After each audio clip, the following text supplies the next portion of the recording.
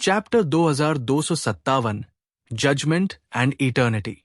Blasphemy नामक ये तकनीक एलियन स्पेस की पूरी स्टोरेज कैपेसिटी को अपनी सीमा तक खींच लेती है।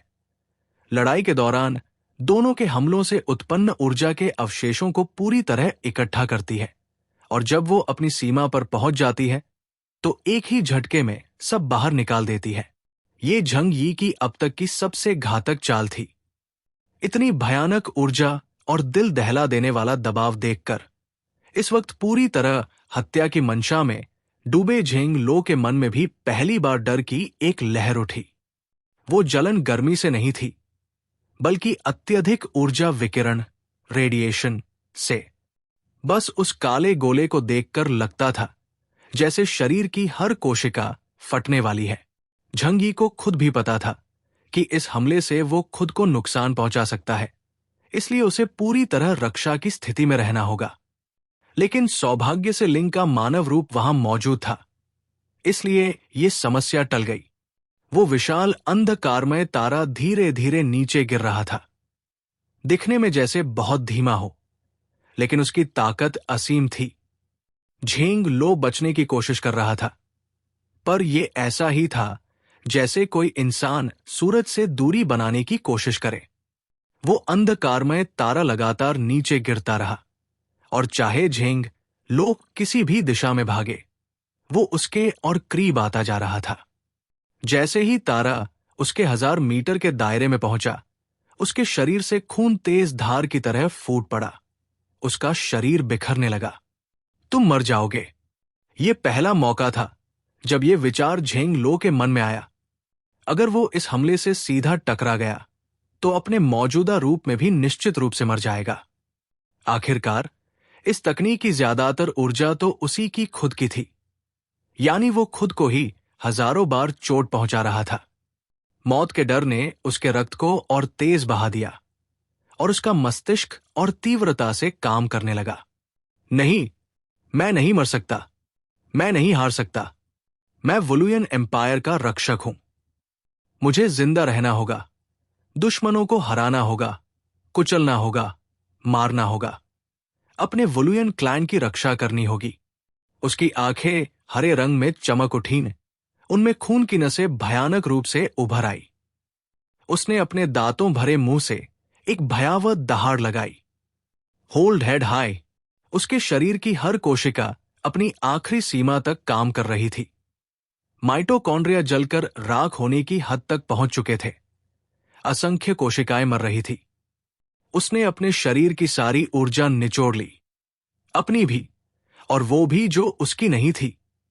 सारी शक्ति उसके गले में इकट्ठा हो गई और उसने आसमान से गिरते उस अंधकारमय तारे पर एक बहरा कर देने वाला वार किया।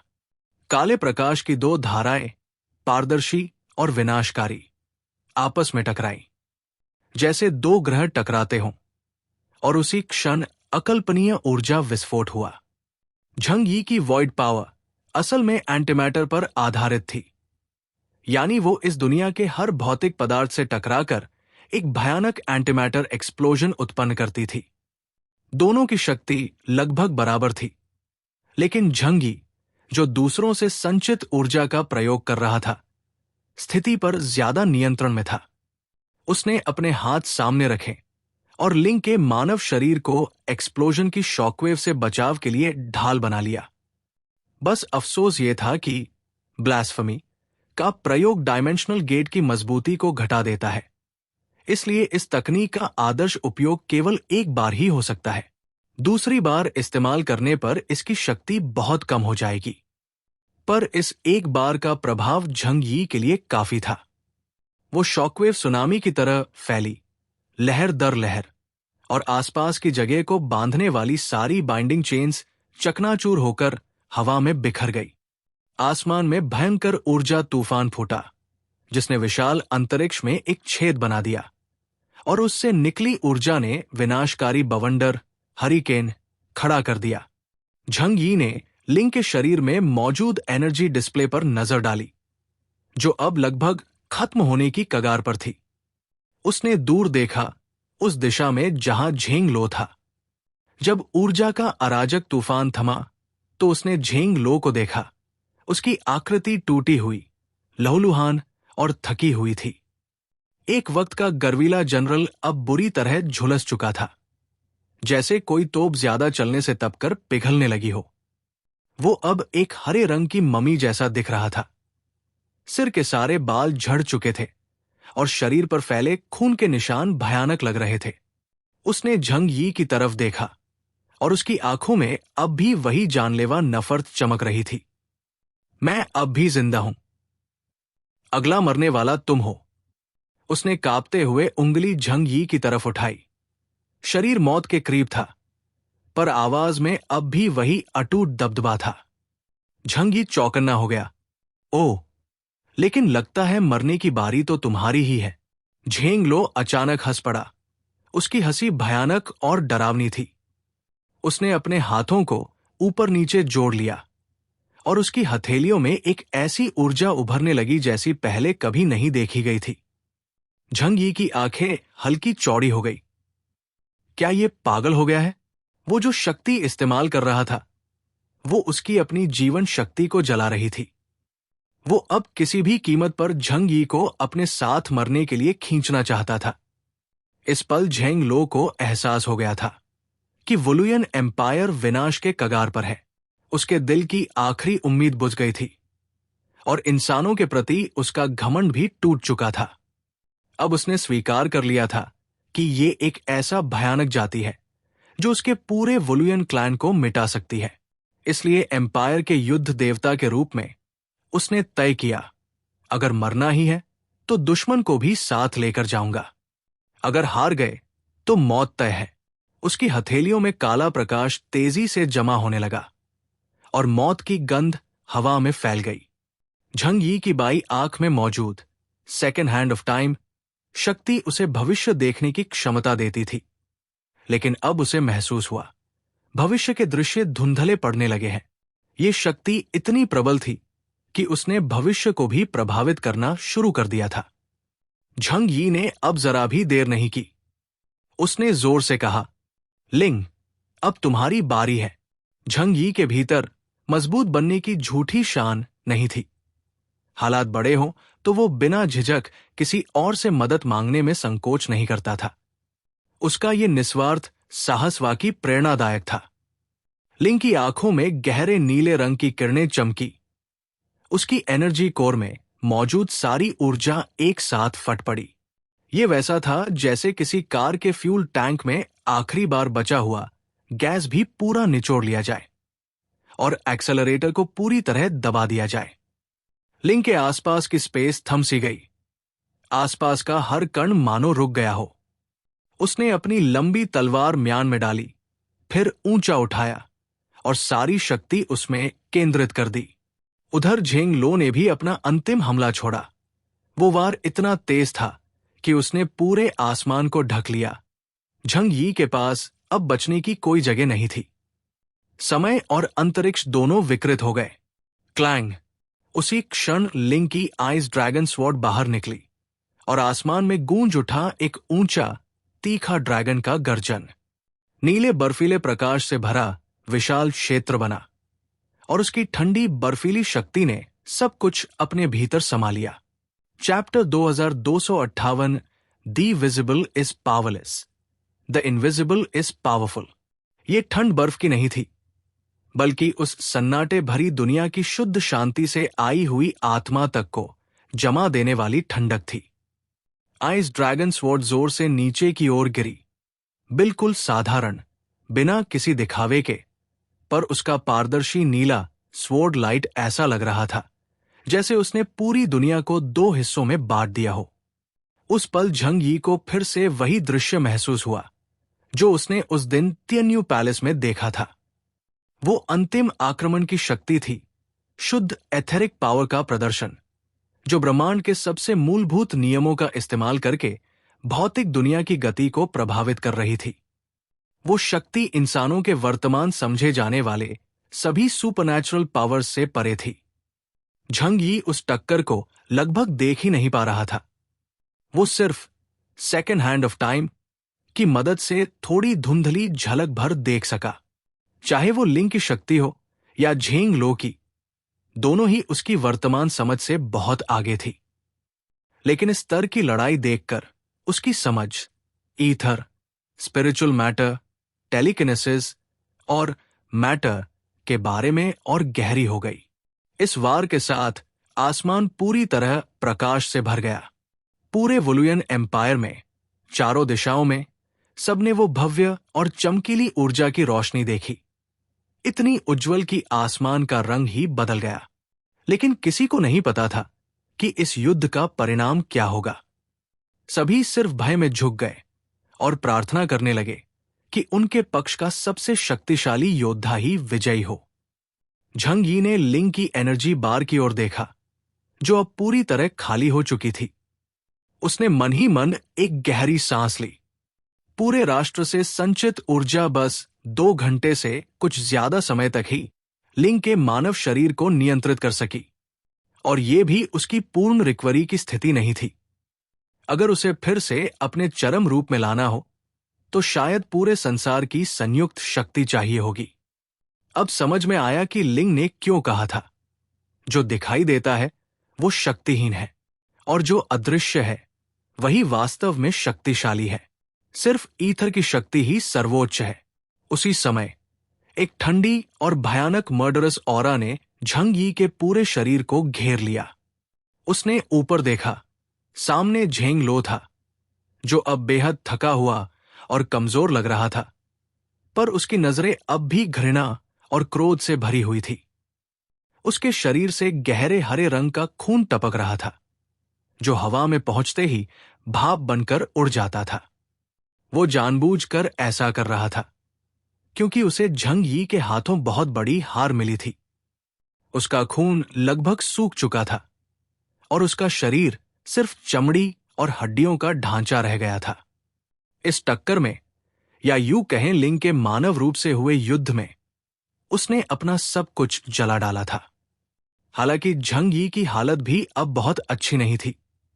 उसका सबसे बड़ा सहारा लिंग का मानव रूप अब स्टैंड बाय मोड में था। आखिरकार वो कोई साधारण मच नहीं थी। नियंत्रण खोने पर लिंग ने खुद ही झंग यी को अपने शरीर से बाहर निकाल दिया। इसलिए इस युद्ध में पहली बार झंग यी अपनी असली शक्ल में झेंग लो के सामने खड़ा था। अब उसकी आभा पहले जैसी नहीं रही थी। इसे देखकर झेंग लो के चेहरे पर एक लगभग पागलपन भरी मुस्कान उभरी। वो जानता था कि सामने खड़ा ये इंसान उसकी शक्ति से बहुत कमजोर है। असली ताकत तो उस मानव रूप में थी। इसलिए भले ही वो खुद लहूलुहान था, उसे पूरा विश्वास था कि वो अब झंग यी को मार सकता है। वो इंसान जिसकी एबिलिटी इंडेक्स उससे 10,000 पॉइंट्स कम थी। झंग यी ने उसकी आंखों में देखकर उसका इरादा भांप लिया, पर उसके चेहरे पर जरा भी डर नहीं था। उसकी आंखें शांत झील की तरह स्थिर थी। झंग यी ने लिंग की एक भुजा को पकड़ लिया और अपनी गर्दन व कलाई को 2 बार घुमाया। अब असली लड़ाई हमारे बीच शुरू होनी चाहिए। हालांकि लिंग ने कई बार उसे चेताया था कि उसके शरीर को हथियार की तरह मत इस्तेमाल करना, पर इस वक्त झंग यी के पास कोई और विकल्प नहीं था। लिंग का शरीर फिलहाल बेहोश था और उसे यूं ही बेकार छोड़ना मूर्खता होती। अब तू ही मर जा। झेंग लो की गरजती आवाज फटी और खुरदरी थी। उसका शरीर लगभग अपनी सारी ऊर्जा खो चुका था। फिर भी उसने पूरी ताकत से एक भयानक वर्चुअल डेस्टिनी एनर्जी संचित की और उसे सीधे झंग यी की ओर दाग दिया। काले प्रकाश ने सामने का पूरा क्षेत्र घेर लिया, लेकिन उसी वक्त झंग यी की आंखों में लाल रोशनी चमकी और उसके डीमन आर्मोर के एनर्जी फर्नेस में लाल एनर्जी क्रिस्टल जल उठा। अब झंग यी, जिसकी एबिलिटी इंडेक्स 40,000 पॉइंट्स है और जो ब्लैक बिशप लेवल पर है, अपनी चरम युद्ध स्थिति में पहुंच चुका था। उसकी शक्ति अब 50,000 पॉइंट्स के बराबर थी। झेंग लो की हालत पहले से ही बहुत खराब थी। उसकी क्षु टाइमिंग शक्ति अब पहले जैसी डरावनी नहीं रही थी। सेकेंड हैंड ऑफ टाइम अब उसकी हर चाल को साफ साफ देख सकती थी। झंग यी आसमान में बवंडर की तरह घूमने लगा। बाइंडिंग चेन्स के खत्म होने के बाद अब उसकी स्पेस ट्रैवल पर कोई रोक नहीं थी। अब वो पूरी तरह मुक्त था, इस विशाल संसार में आजादी से घूमता हुआ योद्धा। उसने आसानी से क्षु टाइमिंग के हमले से बचते हुए दूर खड़े झेंग लो की ओर निशाना साधा और अपनी मुट्ठी भींच ली। Divine realm purification. पूरा अंतरिक्ष अचानक ढह गया और जबरदस्त ताकत से सिकुड़ गया। केंद्र में था झेंग लो। वो ऐसा महसूस कर रहा था जैसे कोई विशाल पर्वत उसकी पीठ पर रख दिया गया हो। उसकी रीढ़ हड्डी चरमराकर झुक गई और ये दबाव सिर्फ एक दिशा से नहीं बल्कि चारों ओर से आ रहा था। गंभीर रूप से घायल झेंग लो इस वार को झेल नहीं सका। उसके मुंह से खून फूट पड़ा और उसके शरीर की सारी हड्डियां चट-चट की आवाज करने लगी। उसने दर्द को निगलते हुए दहाड़ मारी और उसके शरीर से काली ऊर्जा फूट पड़ी। भले ही वो अब व्हाइट नाइट की चोट से बुरी तरह घायल था, फिर भी वो किसी को खुद को अपमानित करने नहीं देने वाला था। स्विश, वो अचानक वहीं से गायब हो गया। उसका शरीर अपनी सीमा तक तेज हुआ, फिर और तेज, इतनी गति कि नंगी आंखें उसका पीछा नहीं कर सकती थी। लिंग के मानव रूप के बिना झंग यी की शक्ति और गति दोनों काफी घट चुकी थी। वो अब झेंग लो की चाल को देख नहीं पा रहा था, न महसूस कर पा रहा था। लेकिन झंग यी को देखने या महसूस करने की जरूरत नहीं थी। उसे बस ये जानना था कि अगले 4 सेकंड में झेंग लो क्या करने वाला है। धड़ाम! काली ऊर्जा ने आसमान में तूफान खड़ा कर दिया। उसकी रफ्तार से बनी हवा इतनी भयानक थी जैसे वो पूरे अंतरिक्ष को फाड़ डालेगी। झेंग लो अल्ट्रा हाई स्पीड से चलते हुए नीचे से उछला। उसका निशाना सीधा झंग यी के निचले हिस्से पर था, जैसे वो अब भी उस पुराने वार का बदला लेना चाहता था। भयानक वर्चुअल डेस्टिनी की काली ऊर्जा और उसकी घातक नियत एक साथ आई, बिजली की तरह तेज। लेकिन झंग यी को पहले से पता था। वो झटके से झुका और बिना हिचकिचाए लिंग के शरीर को अपने हाथों में लेकर जोर से नीचे दे मारा। उसी पल झंग यी के पीछे एक विशाल ब्लैक होल उभरा। उसका अंधकार आसपास की रोशनी को निगलने लगा और पूरा आकाश धुंधला पड़ गया। ये इस युद्ध में पहली बार था जब झंग यी ने अपनी खुद की ऊर्जा से वार किया। Chapter 2259 3 Years of Respect। उबलती हुई काली ऊर्जा झंग यी के शरीर पर समुद्र सा टूट पड़ी। पहले उसने लिंग के ह्यूमन बॉडी को घेर लिया और फिर नीचे झेंग लो की तरफ विस्फोट करके निकली। ये कुछ ऐसा था जैसे काला महासागर दौड़ रहा हो। हवा और मैटर के बीच एंटीमैटर के संपर्क से उठती हुई धमाकेदार गूंज सुनाई दे रही थी।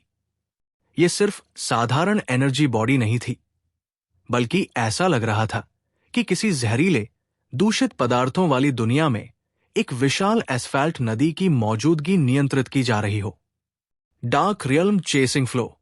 लिंग की गाइडेंस में झंग यी ने आखिरकार डार्क मैटर को सही तरीके से समझ लिया, जो उसने पहले वॉइड से आने वाली शक्ति समझा था, और अब उसने उसे कंट्रोल करना सीख लिया। हालांकि उसकी करंट ताकत मैमन लेवल तक नहीं पहुंची थी, पर वर्तमान युद्ध के लेवल के हिसाब से ये और भी काफी मतलब रखती थी। काला टॉरेंट आकाश से नीचे आया और क्षु टाइमिंग की एनर्जी बॉडी को छूते ही निगल लिया। ये देखकर झेंग लो की आंखें चौड़ी रह गई। क्या उसकी ताकत इतनी कम हो गई? चेहरा हैरानी भरा था, पर झेंग लो ने जल्दी से हमला डॉज कर लिया। पर झंग यी की इच्छा के अनुसार वो टॉरेंट हवा में येलो रिवर के 9 मोड़ों जैसा घूमता हुआ एक विशाल पाइथन की तरह उसके पीछे पीछे चला गया। माई dark realm chaser is not a simple energy burst attack. ये मेरी इच्छा के मुताबिक घूमेगा और दुश्मन को पकड़कर मार डालेगा। आकाश में काली नदी लहरों की तरह लिपटी हुई दिखी। वुलियन लोग इसे पहली बार देख रहे थे। Energy body materialisation. ये एक बहुत एडवांस तरीका है सुपरनैचुरल एनर्जी के इस्तेमाल का। एक आम ह्यूमन कैसे ऐसा कर सकता है, ये सोचकर झेंग लो दंग रह गया। आखिर में एलियंस के बीच मुकाबला उनके ईथर और मैटर की समझ का होता है, और जो अपनी ईथर फ्रैगमेंट को बेहतर तरीके से मटेरियल वर्ल्ड पर असर में बदलता है वही आगे बढ़ता है। ग्रेविटी, फ्रिक्शन, इलेक्ट्रोमैग्नेटिक फोर्स, यहां तक कि एलियन एनर्जी भी एक कॉमन फोर्स में बदल जाती है। वो प्रारंभिक ऊर्जा जो ब्रह्मांड की चीजों को जन्म देती है। The energy from the creator of ether. सच्चाई आसान है, जिसकी समझ गहरी और यूजेज कुशल, युद्ध में उसका अनंत फायदा होगा। इसलिए एबिलिटी इंडेक्स का अंतर समय के साथ और स्पष्ट हो जाता है। अब झंग यी की डार्क रियल्म परसुएट चीजें बदल रही थी। ये क्षु टाइमिंग से भी हार्डर था। डार्क मैटर मटेरियल वर्ल्ड की सारी मैटर को अन्नाइलेट कर सकता है। एक भयानक सब्सटेंस जिसे छूना भी नहीं चाहिए। काली दुनिया ने झेंग लो को एक विशाल सांप की तरह घेर लिया और झंग यी की सोच से तेज नहीं भाग सका। झेंग लो घबरा गया। उसने झंग यी में एवोल्यूशन की संभावना देख ली। समय उसके दिमाग में 3 साल पीछे चला गया। तब इंसान उसकी नजरों में एक बहुत ही कमजोर नस्ल थे, जिन्हें वो आजमा कर पीछे कर सकता था। पर 3 साल ह्यूमंस के लिए एक लंबा समय था, और उन्होंने इतनी तेजी से तरक्की कर ली। क्या यही छठी जनरेशन ह्यूमन का मतलब है? इतनी तेजी से बढ़ रहे हैं। अब समझ आया क्यों क्रिएटर ने इन्हें बनाया। झेंग लो ने ह्यूमन की ताकत को मान लिया, पर अभी हार मानने को तैयार नहीं था। वो गर्जा और आकाश में घूमते हुए काली दुनिया के हमला को बाईपास करके सीधे झंग यी की तरफ आया। उसकी स्पीड ज्यादा थी और डार्क रियल्म पीछे पीछे आता रहा। झेंग लो का लक्ष्य सीधे झंग यी के रील बॉडी पर था। अगर उसने झंग यी पर हमला कर दिया तो झंग यी को रुकना पड़ेगा। यह विचार तो अच्छा था, पर झंग यी ने इस मूव के लिए पहले से इंतजार किया हुआ था। झंग यी कभी क्लोज कॉम्बैट से डरता नहीं था, खासकर अब नहीं। Perfect timing. झंग यी ने हाथ में थामे लिंग को एक जोरदार वार से मारा, प्लेन और बिना किसी दिखावे के।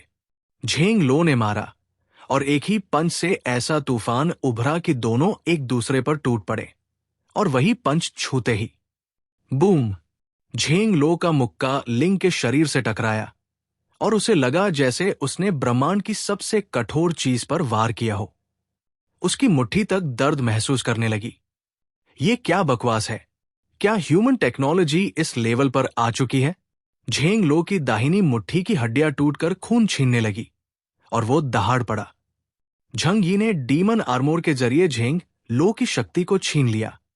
आर्मोर वाइब्रेट हुआ और इनर लेयर ने वो पावर डिसिपेट कर दी। फिर भी झंग यी का शरीर हिल रहा था। क्या ताकत है!